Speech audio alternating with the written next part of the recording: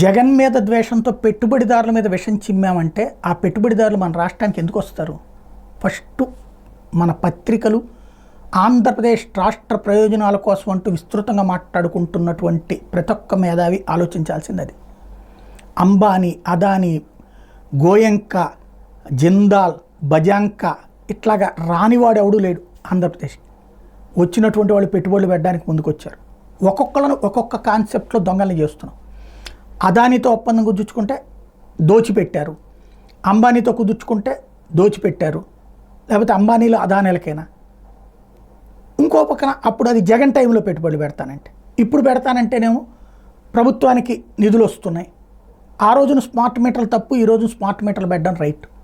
ఇలా తయారవుతోంది. ఇక్కడ సమస్య ఏంటి అంటే, పారిశ్రామికవేత్తని మనం దొంగని చేసి చూపిస్తే వాళ్ళ పెట్టుబడులను ఏమనాలా? ఆ దొంగ సొమ్ము తీసుకుంటున్న వాళ్ళు అంటామా మనం? పారిశ్రామికవేత్తలు రకరకాల లిటిగేషన్స్, ఇండియానే కాదు వరల్డ్ వైడ్గా రకరకాల సమస్యలు ఉంటాయి. లీగల్ సమస్యలు ఉంటాయి, గ్రౌండ్ సమస్యలు ఉంటాయి. అవన్నీ పోరాడుతూనే ఉండాలి.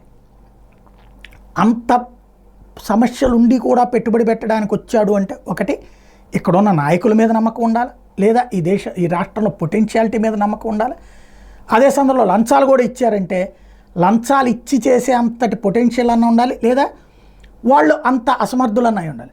ఏ వ్యాపారవేత్తలు ఇప్పుడు పెట్టుబడి కోసం మనం దేవుడిస్తున్న రోజుల్లో ప్రతి రాష్ట్రం, నా రాష్ట్రంలో 25 ఎకరాలు ఇస్తాను, 50 ఎకరాలు ఇస్తాను, 100 ఎకరాలు ఇస్తాను, 1000 ఎకరాలు ఇస్తాను. ఇప్పుడు ఎలన్ మాస్క్ ఏం చెప్తున్నాం మనం?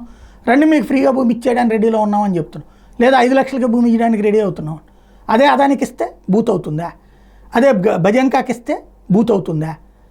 కాబట్టి వ్యాపార పారిశ్రామిక మన దేశపు పారిశ్రామికవేత్తల్ని దొంగల్ని చేసి ఎలన్ మాస్క్ని తెచ్చుకుంటే గొప్ప, బిల్ గేట్స్ని తెచ్చుకుంటే గొప్ప, వాడికి 10 లక్షలకి ఎకరం ఇస్తే తప్పు లేదు, మనోడికి మాత్రం ₹1 ఇస్తే తప్పు.